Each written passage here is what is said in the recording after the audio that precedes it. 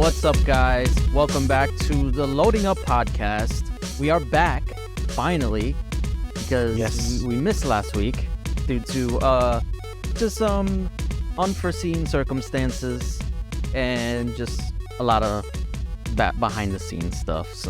But we're back, although a man short. Brother Tay is not with us, but I am with Brother Zay. Hey, what's up? No promotion this week though, so No, a little sad about that. I'm sorry. I demoted back. I demoted you back to just brother. It's okay. How you been, man? I've been good. I've been all right. I'm excited to be back and excited to get back on the mic so we can discuss some games. I know it's been such a long time, and it's funny because like last week, because I was so busy, I actually had an excuse not to play games. So, oh wow, I didn't feel so bad. An excuse not to play games. Wow. I mean, I played. All right, so when I say I didn't have a chance to play games, I didn't have a chance to play games like traditionally, if that makes sense. So like at work, I mean, I mentioned this earlier, like in other episodes, where I've been playing Pokemon. I've been trying to catch all the Pokemon. I'm up to Sun. I'm playing gaming. Sun right now. I know, that's why I do play games. It's not like I'm just never playing anything. I'm always playing something. Yeah. I play it at my job mainly, like on my breaks or whatever. But it's like an hour, maybe an hour and a half a day. So gaming is gaming. We don't discriminate. Yeah, you're right. But funnily enough, I also played. I got semi back into Marvel Snap. Oh, I haven't been back to that. Yeah, I know. It's been such a long time, and I keep seeing the app on my phone, and I'm just like, I probably should just play it again because like it's fun. I think what kind of, and it's such a weird problem to have. Never experienced this before. I keep winning, and it stops being fun when I keep winning. It gets stopped, boring. Yeah, I did. It does. But I stopped simply because the season was garbage. I was like, Oh, that too. Yeah, too. I don't want to play this season. Yeah. Wow. And I feel like even this season now, it's kind of like whatever. Yeah. But I'm wondering like what maybe it's just because I got on it too late. Maybe I missed the good seasons, but I don't know. Who knows? So besides Pokemon and Marvel Snap and all that, have you played any other games recently? I've just been making some stuff in WWE because I told you I like creating stuff. I create characters. I create arenas. Okay. And I've been playing through that story mode, so I've been playing a little bit of that whenever I had time to play. Just because it's easy to just pick up and just like do stuff, just take my mind away from stuff, whatever. Yeah, for sure. But what about you? All right, so as you know, like a week or two ago, Ghostwire Tokyo was released on Game Pass. That's right. Yes, brother Matt did live stream it. Yes, he was live streaming, and while I was watching his live stream, I was like, you know what, this is interesting. I'm gonna actually play it, and I played it and beat it. Really? Yeah. How long is it? It's not long. You can beat it in like 8 hours if you power through the story. It's not long at all. If you're just doing the story. Yeah, if you're just powering, it's only like 6 chapters long. Oh, okay. And the longest chapter is the first one and the fourth one. Because the fifth and sixth one are like just straight linear story. Gotcha. But the open world is huge, and there's so much to do and so much to see. I actually completed a lot of it. So this edition of the game is like the definitive edition, has all the DLC and everything on it. Right. So I got to play the main game. I'm missing one side quest. I did all the side quests and stuff for the DLC, and I loved the game. It started out a little slow because the first chapter is mostly just tutorials and teaching you, and so until you start getting into the meat of the game where you can level up your powers and your abilities, that's when it starts getting faster and starts being a little bit better. But I loved it. It was a good game. Yeah, no, based on what I was seeing when I tuned into the live stream, I was like, yeah, this actually looks kind of interesting. Yeah, definitely is. And I like the whole like concept of that you have to like fight for your I guess, your soul back, Yeah, or like your maybe you're just soul. doing. Yeah. Yeah, it's very interesting.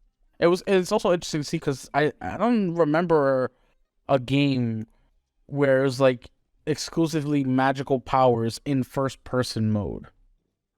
You know, where like Yeah, it's a first person mode and you have magical powers coming out of your hand and stuff. So it's very interesting. You know, it's very new to me. You know what I mean? Of course we have things like Skyrim, but for me Skyrim that was has always weapons. Like, weapons. Yeah, I was always with a bow and arrow and stuff. Rarely yeah, a magic user, but you know, there's definitely examples out there like that, but this for me was like exclusively all magical hands and it was interesting and I liked it a lot.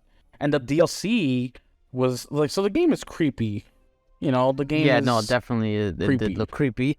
Yeah, but the DLC was actually scary. Had me scared. Really, I was like, oh no, I can't play this in the nighttime. you got to play during the day.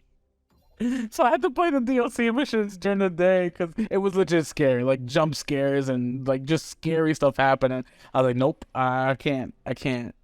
But I powered through it. That's good. That kind of makes me like hopeful that we do end up seeing an Evil Within 3, because that's like, I haven't played, so I played most of the first one. I never beat it. But from what I did play, it was freaking terrifying. Yeah, And I want to play it just so I could get into the second one, because I hear the second one is a lot better. yeah, and heard the second one's good too. So that I know they're capable of doing that stuff, and I can't imagine what they would be able to do with 3. Yeah.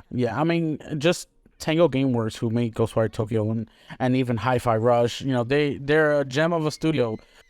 One to look out for future games for Xbox, because it was really well done. You know, the graphics, the story, the gameplay was good. Good. Yeah. Good to hear. Also, just I got the other day, because the other day was just released, Dead Island 2. Wait. Oh, that came out. Yeah, it came out Thursday. Right. Yeah, or okay. Friday night. So Thursday, yeah. Okay. Yeah. It came out. I wasn't originally going to buy it, but a couple of my friends had it and they were like, "Oh, you should get it." And I'm like, Jedi Survivors is coming out though. And so I'm not sure. And I just did it anyway. I was like, whatever. Yeah, peer pressure. Don't you love it? But we were playing almost all day today, earlier in the day, since Sunday I have off. And we were having a blast, so. Okay. Well, at least you didn't feel like you wasted, a purchase. No, it wasn't a waste for sure. It's a lot of fun. The game is fun. And it's funny. Like, the things that happen, it's just hilarious. Do you feel like it lived up to the hype? Because I know this game has been in development for like, it's been over a decade. Yeah, I can't even remember. That's how long it's been. Yeah, I think it's been like 11 years. Jeez. So the game looks really good. It looks really good. It plays well. I've only had an issue once with connectivity with friends, where like I would go in and I can't attack or can't block. I can't do anything, so I have to like restart the game. It's stable though, because we are playing through the story and through the missions together, and it's just hilarious. Some of the things that you get to do to the zombies, and it's just funny.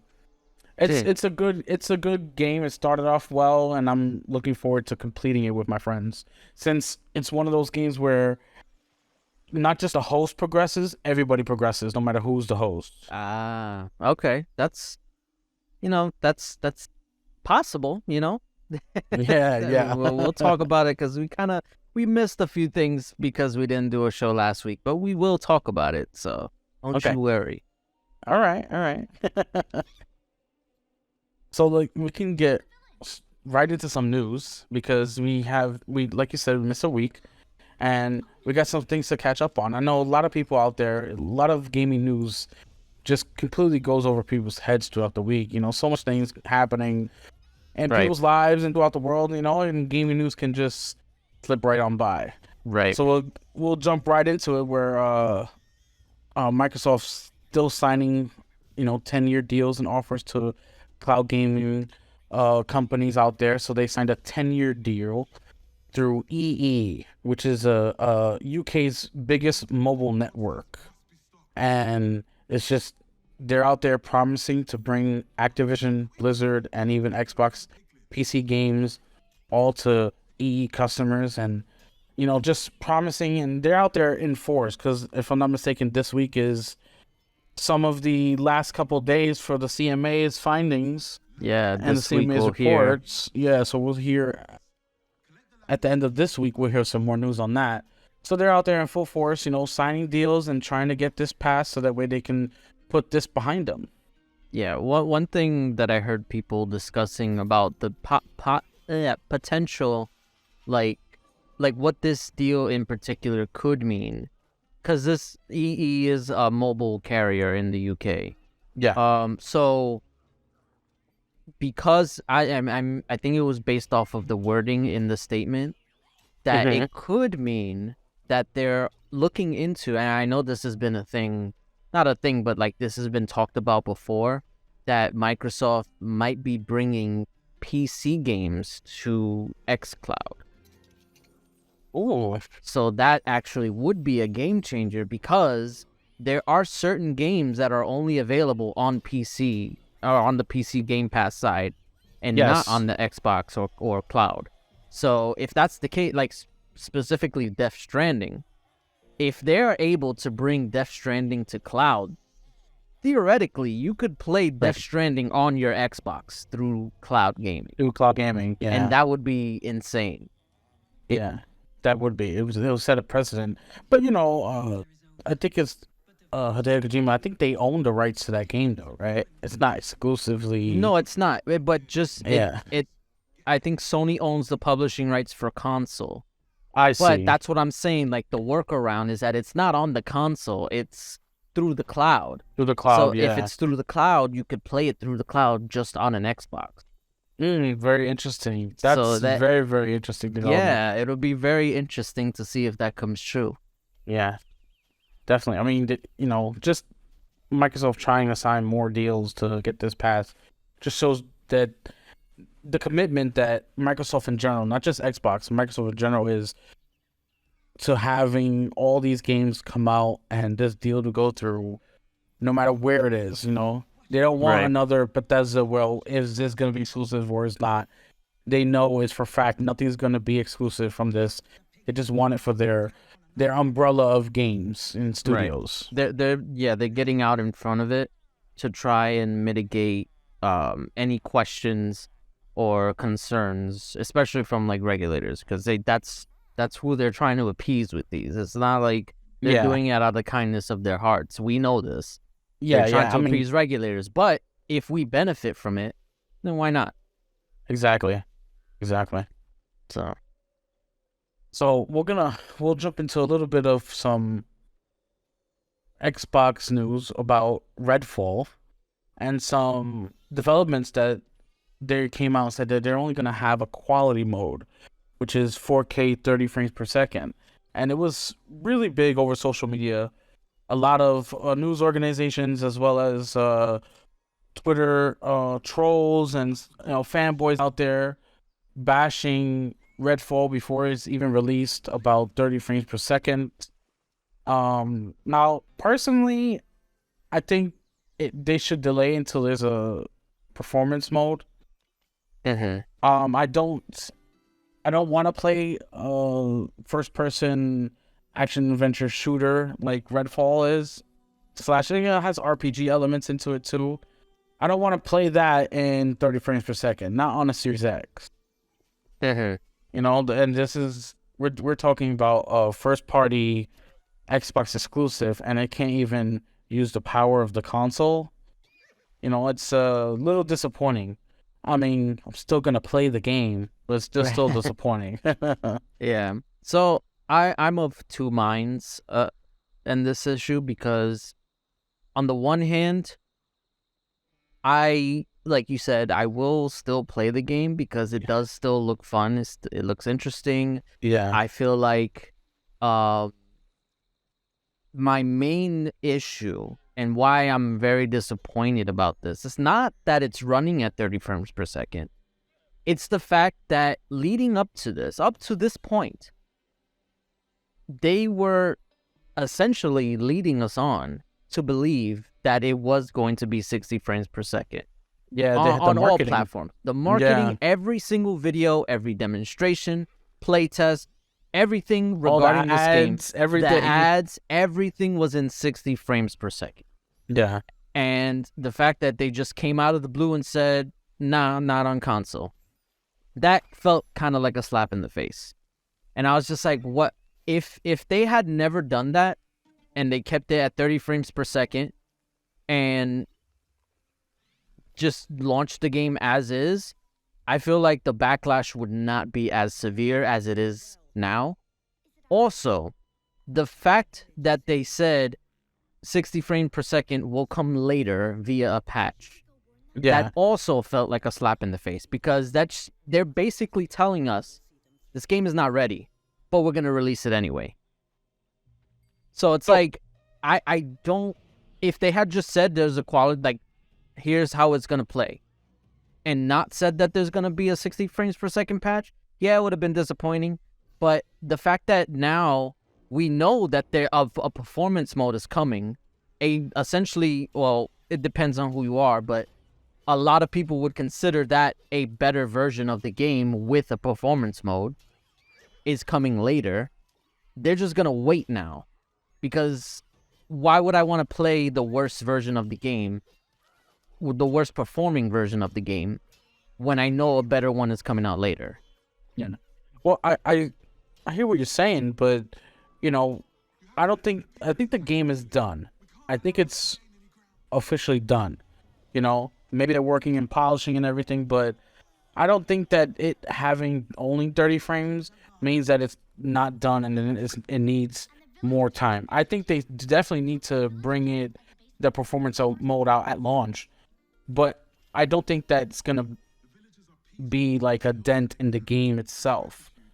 You know, the game is done. It runs, it plays, and we've known Bethesda to use 30 FPS on almost all their games. And I know this is still one of their first games for new generation, besides Deathloop. But even Deathloop ran at 60 frames per second when it launched. So it just begs the difference: is Arcane ready to use the technology for the Xbox to release these games? Does it need more time? And if it does, can they get more time? I mean, it doesn't seem like they're ready to delay it. I think that it's gonna come out on launch day. They haven't talked about a delay or anything. They've been really hush-hush since that news came out. You know, Xbox itself. So, the game is done, but I think Bethesda's more comfortable at 30 frames per second, which gets me scared for Starfield. You know, are we going to see Starfield as 30 frames per second as well? See, the thing with Starfield, I honestly, I couldn't care less what frame rate it runs at, because I'm not playing Starfield as a shooter. I'm playing it as an RPG.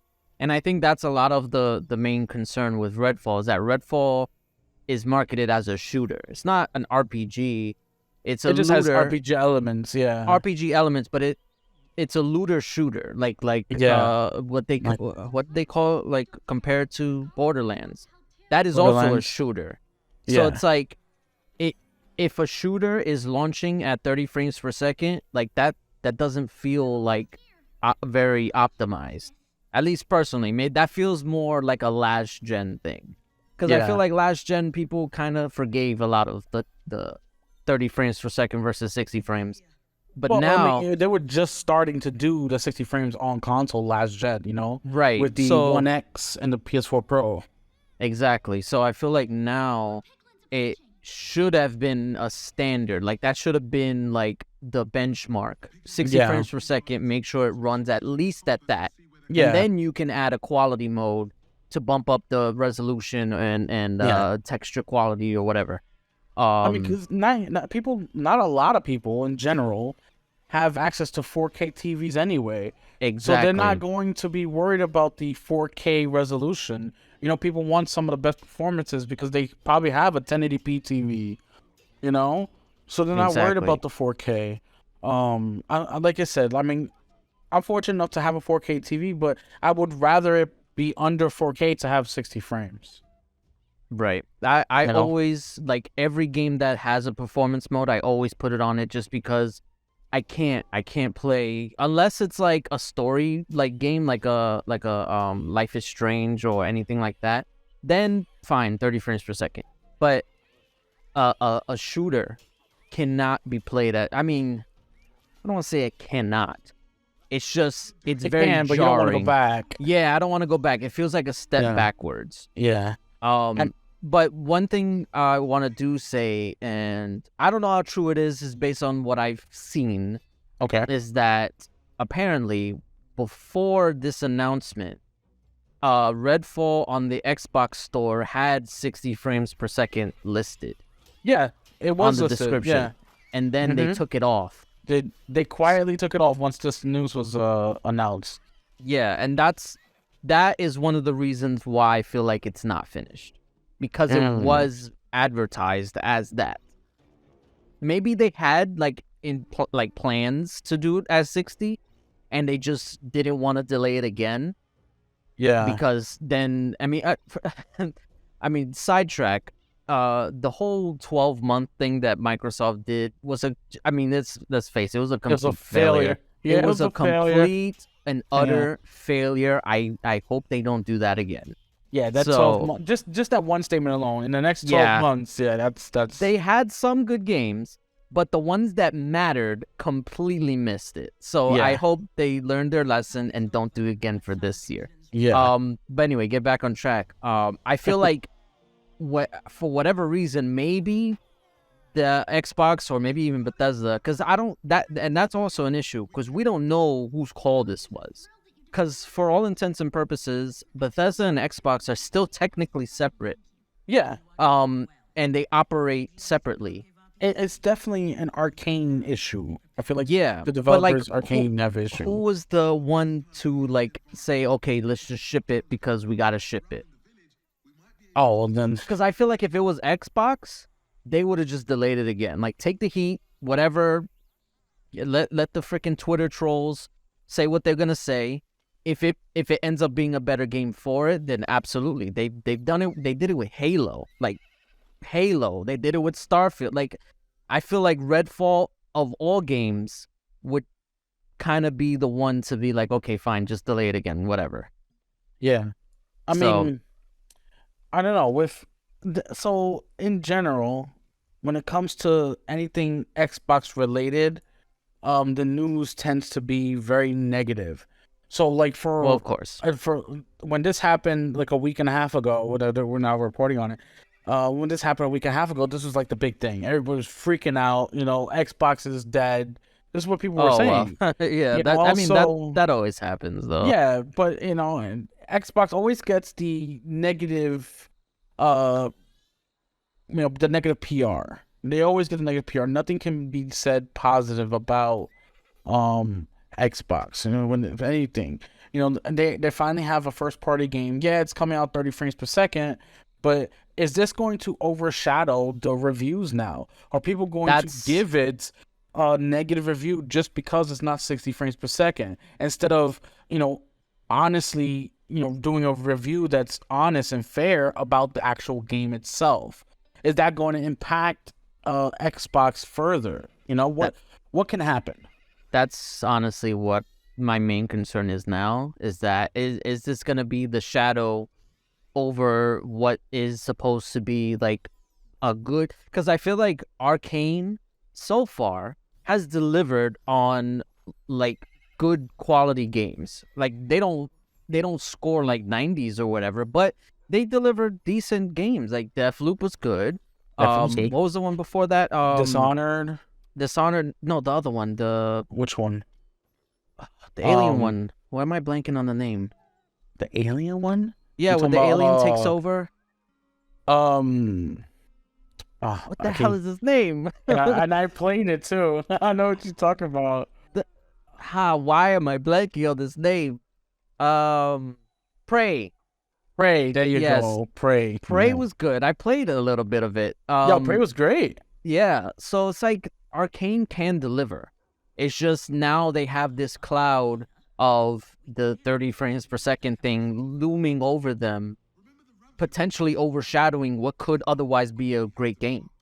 Yeah. And I feel like reviewers need to be careful with their opinions on this, and like obviously take into account that it is running at 30 frames and it is going to run at 60 frames later. We don't know when, but don't let that overshadow the actual game itself. Yeah, the meat of the game, the story, how does it play, you know? Right. Be honest. The stuff that actually matters. Exactly. Yeah, sure. There are plenty of other games that go on 30 frames per second that review well. So I'm wondering, I just want to see, is it going to actually review well because of that, or, you know, despite that? You know what I'm saying? I want to see it, you know? Because Xbox gets a lot of bad press with the media, on Twitter. And ever since, you know, Elon took over, Twitter's been even more of a cesspool, and all I see is just the trolls. I don't see anything else. It's weird. I was even contemplating deleting Twitter. I was like, this is getting ridiculous. Yeah, it is getting harder with all the constant changes that Elon decides to do. And it's not just Twitter. We're talking about like Facebook too. You know, social media is becoming a lot. yeah, exactly. The size says it all. So yeah, you know, when it comes to gaming media in general, you know, it just feel like gaming media prefers one company over the other. So instead of reporting fairly on each side, they, you know, like to take a side. Yeah. Yeah. I mean, that's how it is, though. Yeah. And we got we'll go from Redfall to Hi-Fi Rush, because it was reported that Xbox wasn't happy with Hi-Fi Rush sales. But this was coming off of a tweet from an insider, not an official source in Xbox, and people took this insider's tweet and just ran with it and said Xbox is dead. Hi-Fi Rush, even though it was a breakout hit, didn't sell. Xbox gamers don't buy games. Right. But people have to understand the market has changed for Microsoft and Xbox with games. You know, they're not looking at how much did this game sell or how many consoles did we sell. They're looking at how many subscriptions and how many people are playing their games in their ecosystem, whether it be Game Pass, you know, Game Pass Cloud, or PC Game Pass. Are they, you know, where are they playing and where they're getting the content from? Right. And I think people have to realize that success is not Microsoft doesn't view success the same way anymore. You know, it's a little bit differently now that they have Game Pass, and now that they can say, hey, listen, we've had 2 million downloads in 2 weeks. That's amazing. You know, you know, that's different from saying, oh, we only sold like 50,000, so it doesn't do that great. It's different. You know, this is not the old school, you know, PlayStation model of the market anymore. Their market is different. Yeah, Sony kind of, at least from towards the end of the PS3 gen and into the PS4 gen, they kind of set the standard for what is considered a success, and a lot of people are still stuck in that mindset of sales above all. Yeah, and definitely. That's not the case anymore. Like, that's never, well, I don't want to say it's never been the case, but the market is changing rapidly, and we need to take into account that sales are not the end-all be-all. But in terms of this story itself, so what happened is, because I was actually following this very closely. Okay. And so the insider who said this, his name is Jeff Grubb. It wasn't even a tweet. So a lot of people seem to assume it was a tweet. Because one was a tweet that sparked this. I mean, maybe somebody reported it. Yeah, that's what it was. As a tweet. But Jeff Grubb, he said it on a podcast, and it was mostly about, they were talking about Xbox in general and just how the news doesn't seem like basically what we were talking about just a little while ago. Like the news doesn't seem to favor them and stuff like that. And he offhand brought up that they from his source, because he has sources everywhere, but his source from Xbox said, or he heard from them that Microsoft, and I'm paraphrasing, I don't know, I don't remember exactly what he said, that Microsoft said that Hi-Fi Rush didn't meet the sales expectations. And then, but like I said, it was just an offhand comment. It was part of a larger conversation about like negativity surrounding Xbox, and they didn't really dwell on that. It was just something he said, and they moved on from it. But obviously, because that's such a big thing for the console wars, a lot of people ran with it, and especially like headlines trying to get those clicks. They said they took what he said and basically twisted it into what they thought he meant. And they thought he meant that Xbox wasn't happy with the sales. So that doesn't, so when you say they don't meet sales expectations, that doesn't necessarily mean they're not happy with it. It just means that they probably said, okay, here's what we think this game can sell. And I mean, this is counting Xbox and PC, because it's on Game Pass. The majority of the people who played it on Game Pass. So they said, okay, considering all of that, this is where we think we can probably hit. And it didn't reach that. That doesn't mean it's a failure, or that doesn't mean it wasn't a success. So a lot of people conflated that not meeting expectations with it being a flop, essentially. And Jeff Grubb had to go on Twitter and kind of clarify his statements, so basically saying that he just heard from someone that it didn't meet the expectations that they had thought it could reach, you know? Yeah. And it got so out of control to the point where Aaron Greenberg of Xbox, I think he's like the head of marketing. Yeah, he's one of the heads of Xbox. Yeah, he had to come out and say, this is completely false. We absolutely see Hi-Fi Rush as a success. I don't know why I'm having trouble saying that. Success, and it for both Xbox and Bethesda. Like, it's just a runaway like hit. Yeah, it was a runaway hit. Yeah, it was a breakout hit. So he had to come out and say that, because that's what people were running with, saying that Hi-Fi Rush didn't deliver, that it wasn't good enough or whatever. You see, I mean, I tell you, Xbox negative reviews just get pushed out onto the forefront of all media, and that's all you get. All you get is the negative. You don't get the truth. You just get the negative out there.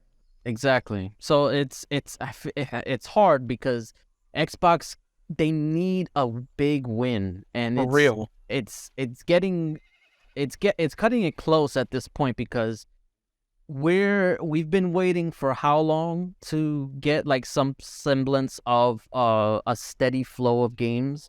Been 3 years. Yeah, it's been so long, and now we're at the end of the tunnel. We're almost there. Starfield is almost here. Yeah, and it's just like there's still negativity surrounding Xbox. Like there's no optimism. Optimism, yeah. I guess that's right. Yeah. Like, there's no people being hopeful anymore. Like, there's a lot of doom and gloom. There's a lot of people being upset and getting tired of waiting.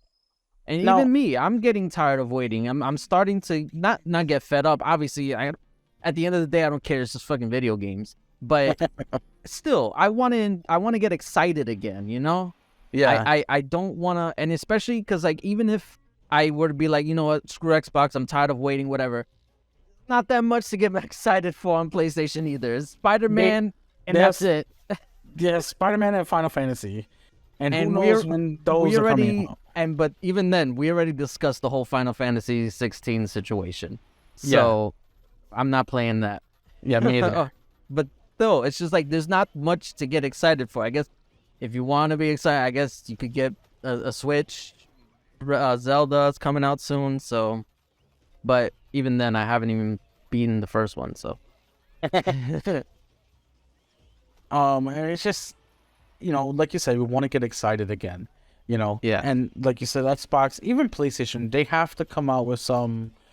We need some banger games, Yeah, we have plenty of games we could play now, but I want to get excited about that good exclusive first party game, Right. And it's just not there right now, And we can wait and see, but we've waited long enough. Right. It's been 3 years. Going back to Redfall, that's probably why they're not delaying it, because they're just like, we gotta have something. Yeah. I mean, to Microsoft's defense a little, every single month they've had amazing games come out on the platform, first party and or third party partnerships they won on Game Pass. Because they've had Hi-Fi Rush, they've had Atomic Heart, they've had Ghostwire Tokyo, they've had several games every month, several games just coming out on Game Pass steadily. So it's not like we're not getting anything. It's okay to criticize Xbox and make sure that we hold them accountable so that way we can get better from them, but don't diminish what they have already done. And I feel like with all the negativity around Xbox, especially in the media, that gets pushed to the side.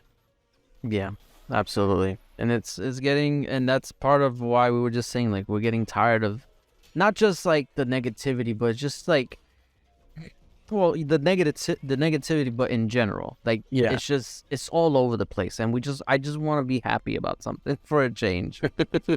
Definitely. And side note, there's like, I feel like this goes to everything. I feel like every freaking thing I'm a fan of, I'm just getting nothing but negativity about. Whether it's, we were just talking about Star Wars. Freaking, we were just right before the show, we were talking about how excited, like how great the show was. But on Twitter or even on Facebook, like, you would never know that because everybody's freaking complaining about it. Same thing with freaking Dragon Ball, Marvel, like everything that I like, people hate, and it's hard to get like excited about stuff. Yeah, we gotta. So like, we have to learn how to push that aside and just try and love again what we do love, because despite people talking about Marvel and Star Wars and how much they hate it, a lot of the stuff is aimed toward children. It's not aimed toward us. We can still love it and still enjoy it without all that negative hate on it. We can still enjoy the things that we love despite all the negativity. We have to learn to push that to the side, because then you'll consume us. Yes. No, I definitely have to like take a step back sometimes. And that's why I watch a lot of the stuff with my fiance, because at least we can like nerd out about this stuff. Yeah. Because we get excited about it. That's good. Yeah. See, that's the positive. You got to focus. Let's focus on the positive. Yes. Yeah. And speaking of focusing on the positive, we're going to jump right into negative news. Way to go. Yeah, I mean, I'm sorry. It's just negative. I'm sorry. We gotta do it. We gotta do it. It's all right. So last year, we heard that Nintendo had halted shipments to Russia following, their invasion of Ukraine. Right. However, it was just reported that Nintendo's Russia division seemingly set up a secondary company to import and sell games to get around that ban. And so Nintendo found out, and they are looking into it now. They're trying to find out the source of that new secondary Nintendo company, so that way they can shut it down. Because as we know, Nintendo does not play around with their licenses. Yeah, they don't. They put regular people in jail for hacking games and stuff. Yeah. So if they find a company out there that is seamlessly going around the ban and just doing business anyway, business as usual, they're coming for you. So watch out, Russia, because Nintendo is pissed. That's crazy. Like, how do you? I was not expecting this when you started this story. It's crazy. Yeah, no, Nintendo don't play with that type of stuff. They will cut it out as soon as they find out. Oh yeah, and they actually know it's the person. They're sort of it was the head of Nintendo Russia. He set up the secondary company, so they know who it is. So they're coming after them. That's it. Oh, It's damn. a done deal. They messed up. They don't understand the wrath that Nintendo can bestow upon people who mess with their IP. You don't mess with Nintendo IP because they literally just jailed the hacker for like I think it was like 40 months, and he was a emulator and ROMs hacker. He had 40 months where he was in prison. They released him on good behavior, right? But he still owes $14.5 million. And no matter where he works, they will be garnishing his paychecks to Nintendo. So seriously, for the rest of his life, he will be paying Nintendo instead of his bills. Jeez. So don't play with Nintendo, people. Don't play with Nintendo. They will come after you. If you're one person or one company, they will get you. Damn. Yeah, I'm scared now. No. Don't be scared. Don't be scared. Okay? we are fine. Nintendo, we own like 2 Switches each, so we're good. Okay, and we you're bought them legally. We're fine. We don't hack. We don't do none of that. We're good. Nintendo's on our good side. Okay. Yeah. Be scared for Russia. They have to be scared. Damn. Yeah. It's crazy. It's a crazy time. You don't think that a whole country can just be blocked from doing business, and then they're like, nah, we're just gonna keep doing it anyway. It's like, what? How do you even get around like that? I don't know. I mean, the logistics of it all. That's it's that's insane. what I'm trying to wrap my head around. Like, you have to like. That's way above my head. For sure. Oh man. So we're gonna get into some PlayStation news. So we've just found out that Sony has started raising in prices on Steam for their PlayStation games. It was reported that games like God of War, Spider-Man Remastered, even Sackboy: A Big Adventure, and Returnals, all these games are on Steam, available for PC players to buy, and they've just been increasing prices every week for the last month in countries including Argentina, Canada, Colombia, China, Japan, South Korea. Everybody's noticing these price increases, and people are like, well, stop that. Games are expensive enough in these countries, and to increase the prices on a PC game to Steam, it's not a good look for Sony. You have to understand, PC people can get around that and just, play a hacked version of your game. They don't have to buy it, So to raise their prices, the people in general can just be like, well, we just won't buy it. We'll either wait for a sale or we'll hack it. Yeah, that's the thing with like PC. Like, usually they get the cheapest versions of games, whether it be like just on launch, it's like cheaper than like next gen version. Yeah, isn't it like $50? Well, compared to the $70 on console. It depends, because I know there's some games that launch at $70 on Steam as well, and people aren't happy about that. But usually, like, if it's a game that's already out, it usually goes down in price. Like, Steam sales are notorious for being like super discounted. Like, you can get games for like $5 that released like a year ago. You get games for like $2 I've seen on Steam sales. I used to when I played on PC a lot, I used to get so many games on Steam sales. Like, that was like literally every single game I have is through Steam sales.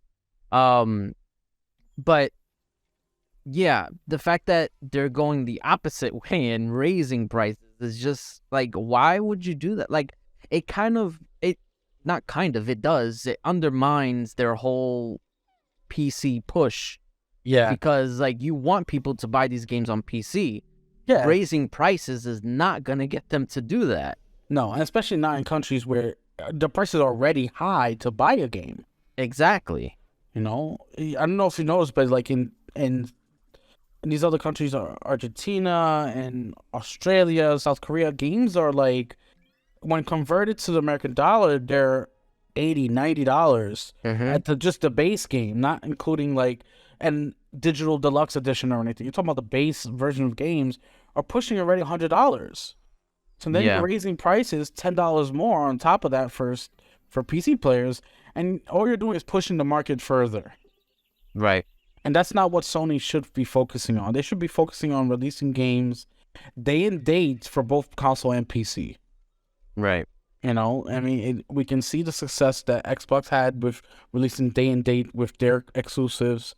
I think Sony should be focusing on that so they can maximize their profits for these games that they're making. Because, believe it or not, I love my Xbox. That's where I game most. But these PlayStation exclusives are great, and PC players want to be able to play that day one and not wait 6 months to a year or even longer to be able to play that.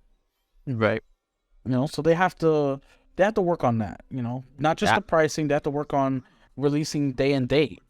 And honestly, I feel like we're speaking on deaf ears, because I feel like Sony just is on a roll when it comes to this type of stuff. Like just last year, didn't they like, well, maybe it was this year that they raised the prices of the console by $50 in every. That was this year. Yeah, every region except the US. So I was like, I don't think they care. Like, and that's goes to the problem. I posted on Twitter, and I think you liked it.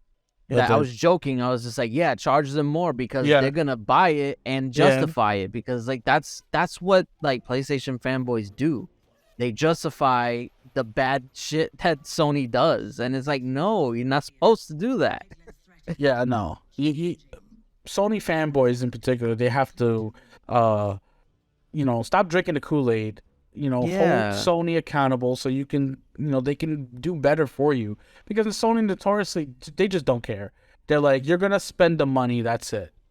Right. And it's like, well, yeah, we have to pay for the services, but do you have to bully us and spit on us while you do it? Yeah, it's like, we're already, like, those people are already bought into the ecosystem. Correct. Why would you punish them for doing that? Exactly. So, I don't know. Maybe it's just they're trying to make people like want to get a PlayStation instead. There's this so there you know who Greg Miller is from Kind of Funny Games? Oh, yes, I know the name. Yes. Yes. So he's been, and it's mostly a troll. I'm pretty sure there's some truth to it.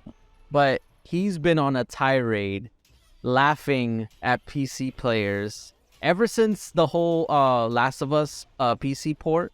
Yes. That got like shit on because of how poorly it performed.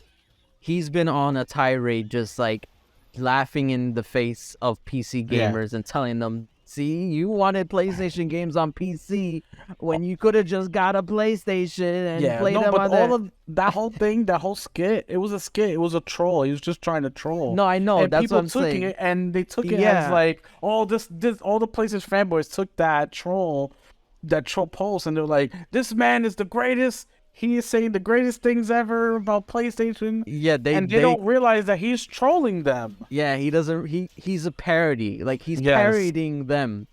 Exactly.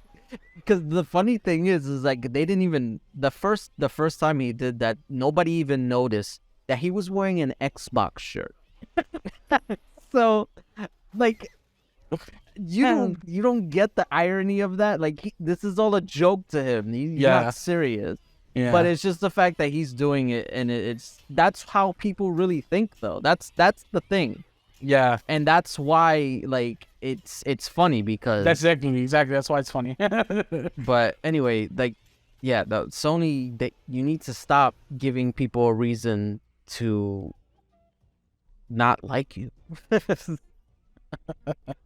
And they have all the reasons for people to like them, but they're just a little anti-consumer in certain aspects. It's like when it comes to games, they almost always knock it out of the park.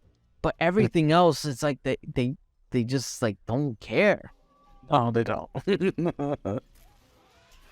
Oh man. So we'll jump right into more Sony news, because in 2021, Sony confirmed it was partnering with Firewalk Studios to make an original multiplayer game.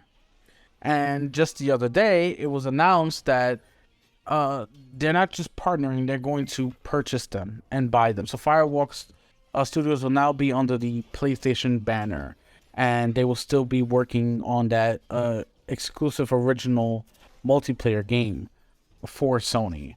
And we're like, everybody was shocked and surprised this week that it came out that they're buying a studio, while they're trying to fight Microsoft from buying studios. So, it just goes to show you that the whole organic growth where Sony organically grows their studios and stuff, that's all bullcrap. Sony goes into the practice, so does Nintendo. They buy studios, they buy IPs. It happens all the time in this business. It's nothing new. And honestly, I can't wait to see what Firewalk does as an original multiplayer game. I want to know, what are they making? Because we all know how good exclusives are on the PlayStation.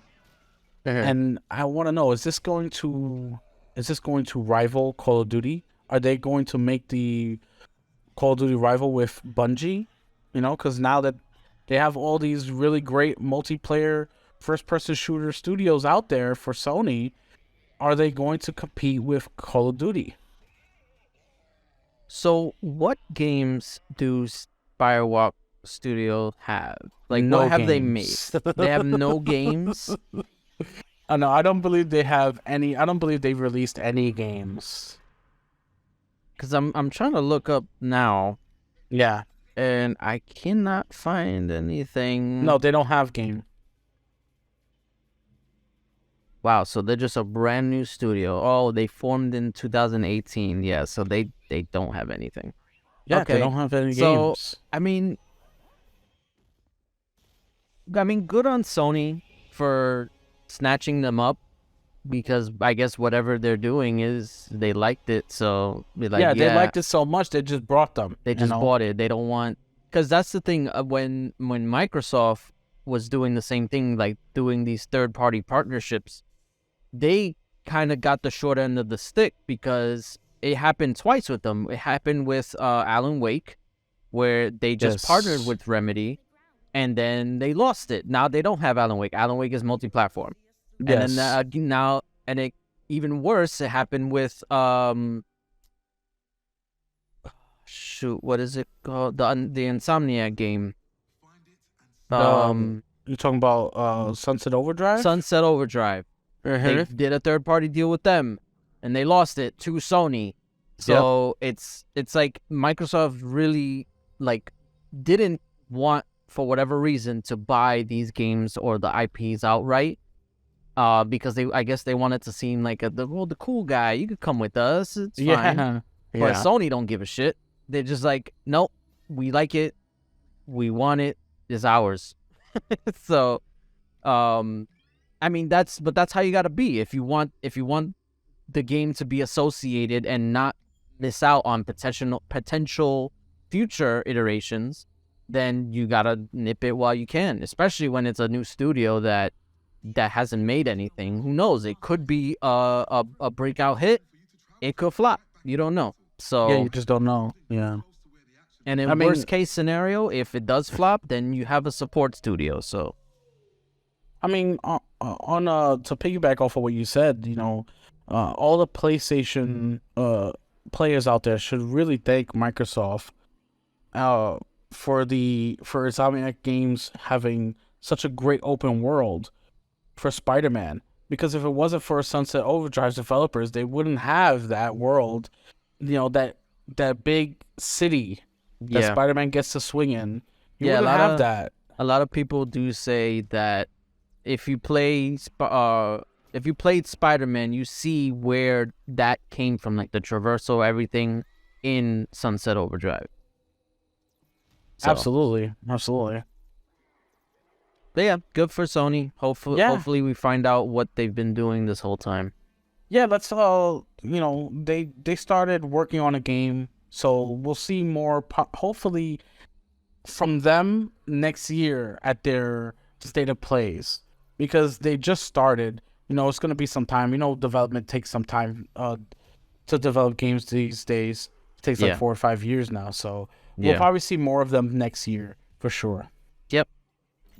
And the last bit of news, like we always do, we leave on some ABK news because that's the good old horse that we like to beat. So South Africa approved Microsoft's acquisition with no remedies or anything. They said, "Yep, it's good to go. We approved it." Now, do want to say and reiterate that no matter what happened, if South Africa approved it or not, it was going to go through anyway. It's not one of the major markets that would literally block the deal if South Africa were to block it. It would have not mattered. But it is sort of more kudos points to Microsoft that they got another regulatory body in the world to say, yep, you're good to go. Yeah, it's the more the merrier. It's one of those, it only helps Microsoft's case to get this thing closed. And like we said earlier, like this is the final week, unless it gets pushed back, which I guess it can, for the CMA at least to issue their final decision on the acquisition. And based on what we've been seeing and what has been available to us to see, it looks like they're gonna approve it. But we don't know. We have to wait and see. Yes, official reports have to come out. Right. So once that does come out, then that's when like the dominoes will start falling, because once one of the big ones come down, then that's when the others kind of fall in line. Because I feel like a lot of these other ones are kind of waiting for the big three to make their decision, because the reason why we consider them the big three is because they're the biggest markets. I know Japan is also a big market, but in the gaming industry, the biggest markets are, well, I guess Japan is, for this acquisition in particular. Yeah. That the biggest markets, like in the West, in the West, the biggest markets are the United States, England, in Europe in general, Yes. Those are the biggest markets for Western gamers or gaming in general. Yeah. So that's why there's so much emphasis being put on these regulators, because they kind of hold all the cards. Because I know there hasn't been a precedent, but technically, if let's say the EU and FTC approve it, but the CMA said no, Microsoft to withhold games outside or from the UK in that those markets event. Yeah, it wouldn't be ideal, because they'd be losing out on a big market by doing that. It would be stupid if you think about it. But that's an option, and I don't see them doing it. But that's why they need to all be on the same page when it comes to this stuff. It will. I honestly think with everything the way we've seen so far, like you said, it's pointing in the right direction for Microsoft. It's pointing as likely it's going to happen. They've made enough sort of remedies and contracts that they've been giving out, like we've reported on, so many different 10-year contracts and everything. It's looking like, okay, they don't have a leg to stand on to block it because of all the remedies that Xbox is doing before, even the CMA's officials say you must do it. They're already doing it themselves because they want this deal to go through. So it's looking more and more likely that probably Friday we'll have confirmation whether the CMA has approved it or not. And then from there on, we'll see if the EU follows through, and the next big step was the FTC. Yeah, I feel like once the CMA and EU give their final decision, Microsoft knows exactly what to do with the FTC, because like that's basically like their shotgun and machine gun. That then they take on the FTC with that, because those are the big weapons that they can use for leverage in that case. And usually because honestly, it really is only the FTC that seems to be against it. I know there's other one. I think it's China. There's one portion of China that is against it. I think China's like gonna set NetEase or whatever. Yeah, but I think China will set to approve it anyway. But either way, the Chinese market wouldn't have an effect on it, whether it approves or denies it. Exactly. It really doesn't matter, and that's the main takeaway. So it's like once the big ones come down and they issue their decision, everything else is gonna fall in place. So it's just we gotta wait till the end of the week. Yeah, and so that means next week we'll definitely have some more reporting from CMAs and some more news about ABK, and hopefully more than just the CMA. Yes.